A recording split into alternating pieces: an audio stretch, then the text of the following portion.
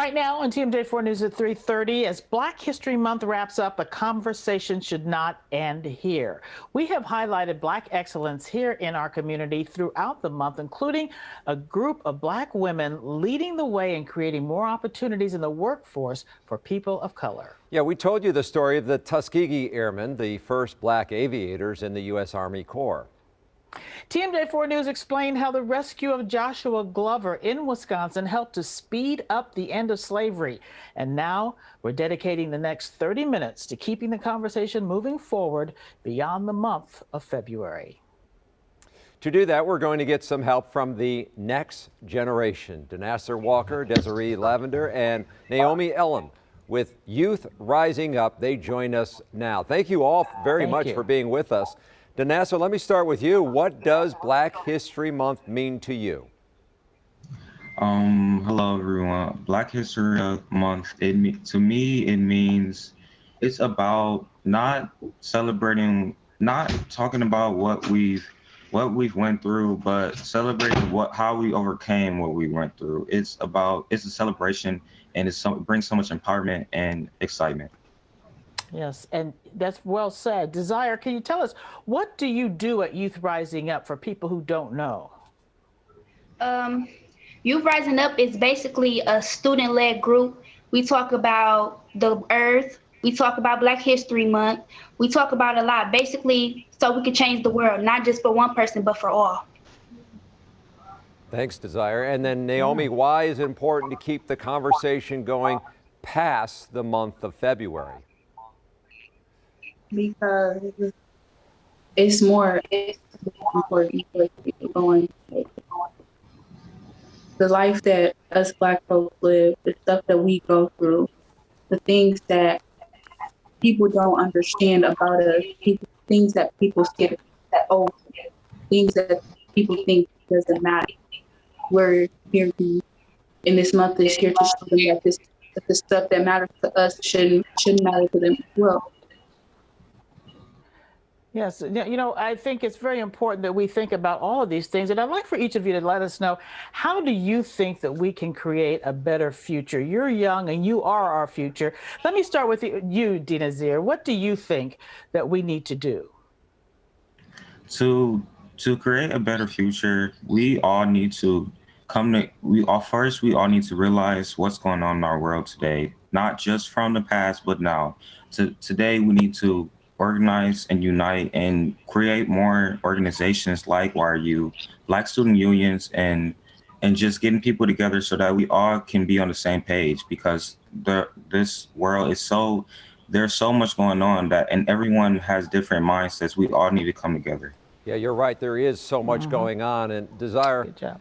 How do you hope to create a better future? So basically, you gotta listen. You gotta listen. It's not just about one thing. You gotta listen to everything. Just even if it's a cop, if it's a person, you gotta listen, because some things you can't like, you know what I'm saying? You can't. How do I say it? You can't not pay attention, because if you don't pay attention, something can happen any other way. You have to change. You have to listen. Just like what we do on Why Are You? We make sure that it's not just for one person. It's for more. Desire, very good. You know, listening is very important for all of us. And Naomi, what about you? How would you like to create a better future for everybody? All of us coming together, because the more we work together, is the more our community and nation become better. Like right now, racism is separating us. If racism wasn't here, I'm pretty sure that we all will be working together. If we work together to make this world and nation a better place, there won't be no worry. Naomi, you said it so well there, to you know, things that can bring us together instead of those things that are separating us. Carol, just great to hear the youth, the next generation. Yes, and I think a lot of times people forget to talk to the young people because sometimes they've got more in their brains than we do as old people. So thank all of you for being with us this afternoon on TMJ4 News at 3:30. Very nice. Good to hear from all of you. And right now we're going to go across town. We're going to go to America's Black Holocaust Museum, and that's where we find museum president and CEO Dr. Robert Davis to give us a preview of what he's planning to share a little bit later in the show. And then all month long here on TMJ4 News has been celebrating Black excellence in our community. I spoke with three men who grew up in Milwaukee and how they hold very important political seats. I'm talking about Common Council President Cavalier Johnson, County Executive David Crawley, and Lieutenant Governor Mandela Barnes. They all spoke about their journey from humble beginnings to high-profile jobs. The Lieutenant Governor was the first African American to win his job at the state capitol, something that seemed impossible. Lost friends to gun violence, having lost friends and family members to criminal justice system, to addiction. This is the reality, and it's oftentimes the things that will prohibit or prevent someone from ever considering a life of public service. Common Council President Cavalier Johnson had similar life-changing moments. I remember, being in fourth grade and sitting on the porch. I think at the time we lived on 21st Street between, just south of Clark, and thinking to myself, man, I want better for myself and my family than what I see around me.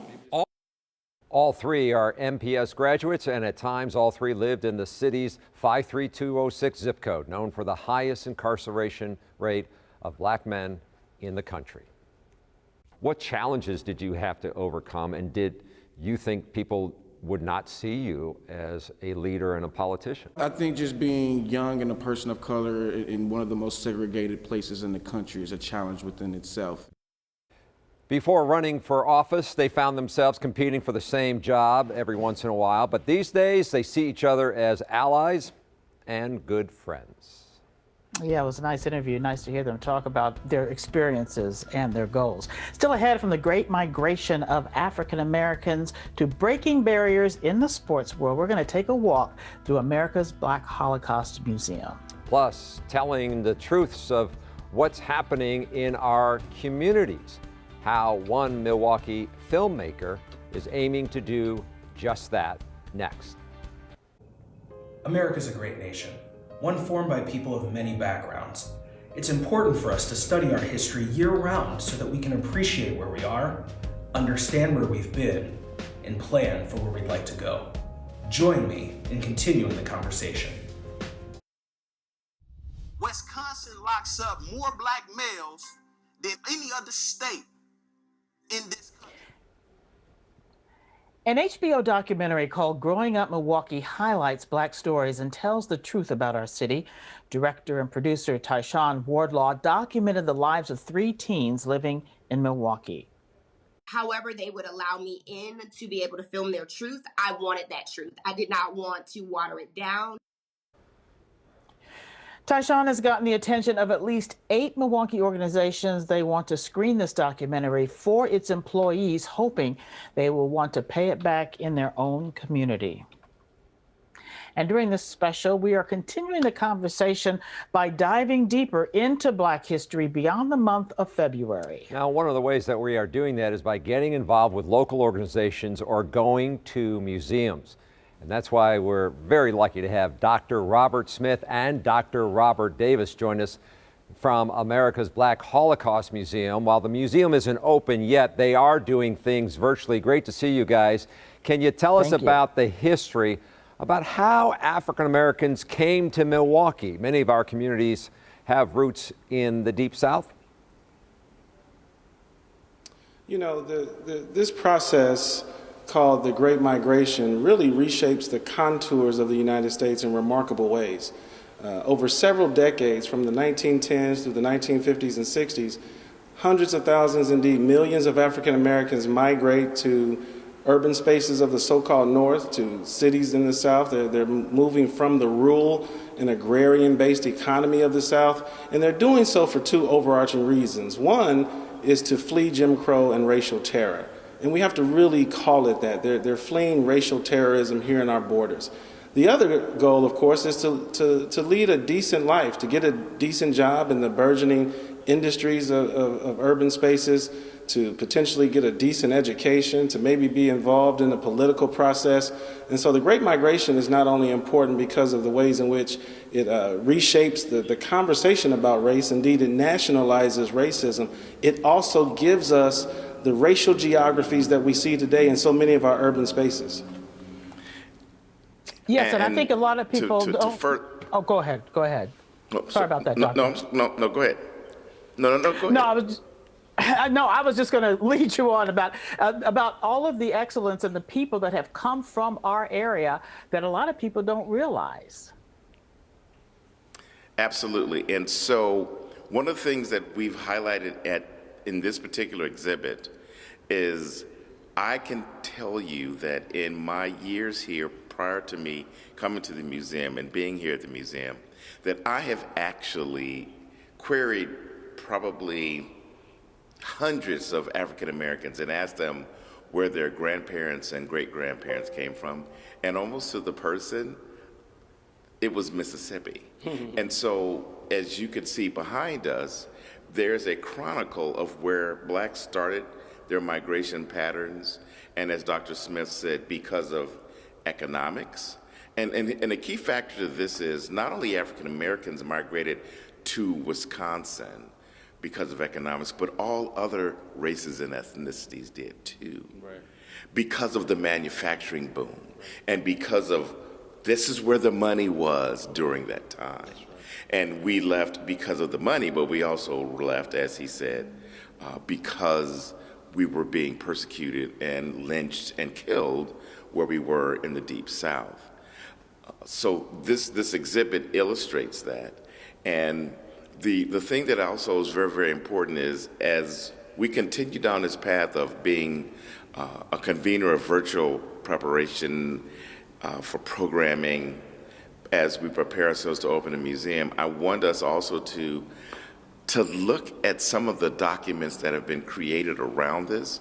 And so there are historians like Timmy Black who've talked about two waves of migration, one from the Deep South, one actually from the East Coast that came into the Midwest because of financial prosperity. And I want to just highlight and illustrate that there's a book that actually really changed my perception, and that's a book by Isabel Wilkerson called The Warmth of Other Suns. The Warmth of Other Suns. Well, you are both a wealth of information. We appreciate you being with us. Drs. Robert Smith, Dr. Robert Davis.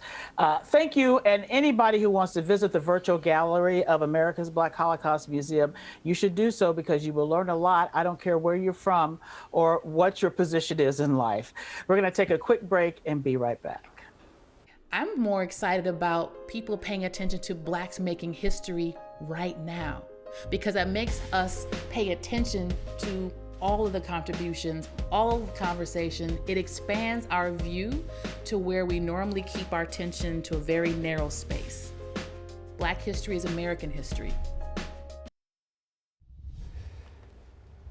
This next story started with a number 2 pencil and a piece of paper. Andrew Little is a Milwaukee native who now designs sports shoes for Nike. He says he grew up without seeing people who look like him in sports apparel design, so he hopes he can inspire others. If you don't recognize other people in that space, then how will you be able to, attach yourself to that vision? Last year, Little, who was once a ball boy for the Milwaukee Bucks, designed his home team's city jersey. What an accomplishment there. Milwaukee has a rich history filled with African Americans who were trailblazers in the sports and entertainment world. Dr. Robert Davis and Dr. Robert Smith back with us now to talk about that history. And it is just, we're a wealth of history here with people who have gone on to do great things. Yeah, I can see both of you have moved to another location. Tell us about the exhibit you're at right now. So this part of the museum talks about entertainers and artists and cultural icons who have either resided in or passed through. And as you know, sometimes you get tongue-tied and you want to name everybody and you can't. But I will highlight the fact that over my shoulder you could see several individuals who were here. But I really want to talk about some of the people that are from Milwaukee that we didn't know about. Like Terrell Shropshire, for example. Terrell Shropshire, whose family was very prominent here. Her father, I believe, was one of the first black executives at Miller. Is one of the only people who is a film editor of color and women of color. George Tillman is also from Milwaukee, who has directed and produced major films. And we all know about John Ridley from 12 Years a Slave, who won an Oscar. And also, Oprah Winfrey has a deep, rich history here in Milwaukee. Doc? You know, I think it's important for us to not only emphasize the importance of Milwaukeeans and their roles in popular culture and entertainment and in sports, but we also want to think a little more broadly. You know, the cultural arts have always been a vehicle to express frustration. They've always been a vehicle to highlight and celebrate achievements. The cultural arts and sports as well is an opportunity, provides the opportunity for us to see heroes, folks who are on screen, which for the overwhelming majority of the history of the United States, the images of African Americans have been depicted extraordinarily racist. And what we see is over the years, one African American man after one African American woman battling those injustices, battling those challenges, using their format, their media, their mediums to really articulate a level of dignity and emphasize the importance of the struggle, but also to remain very committed and true to what it means to be an African American. And let me emphasize that point.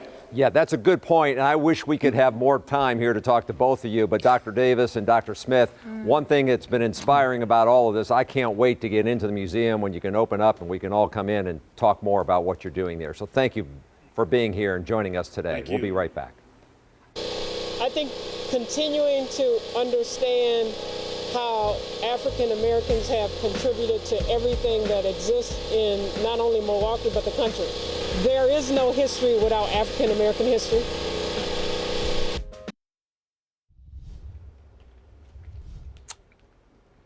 Gotcha.